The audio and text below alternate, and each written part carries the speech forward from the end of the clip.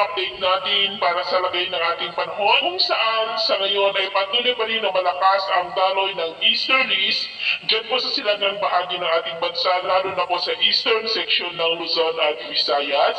Habang mayroon pa rin pong intertropical convergence zone o yung salubungan ng dalawang magkaibang hangin na mula po dito sa northern hemisphere at dyan po sa may southern hemisphere na nagre-resulta po yan ng pagkakabuo ng mga sirkulasyon at kung lalakas pa po yan ay nagiging LPA kaya ang ITCZ po ay tinagurian na breeding ground ng mga sama ng panahon. Pero sa atin pong long range forecast ay wala pa rin naman pong bagyo na namamataan na tatawid dito sa ating bansa hanggang sa matapos ang buwan na ito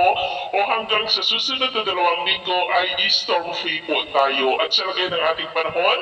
ngayong madaling araw ay maayos pa rin ang panahon sa malaking bahagi ng bansa pero may chance pa rin ng mga isolated rains dyan po sa ilang bahagi ng Quezon, Bicol Region, ilang bahagi ng Northern Palawan, Eastern Visayas, Caraga at Davao del Sur. At mamaya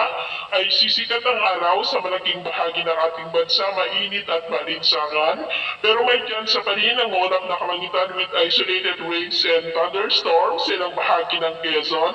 Catanduanes, Masbate, Sorsogon, Northern Palawan, Samar Provinces, Leyte, Bohol, Cebu at ilang bahagi po ng Caraga. At mamayang hapon, mas maraming lugar muli dito sa ating bansang makakaranas ng ulam na kalangitan with isolated light to heavy rains. Kaya mag-ingat pa rin po tayo sa posibleng banta po ng mga pagbaha at pagguho ng lupa.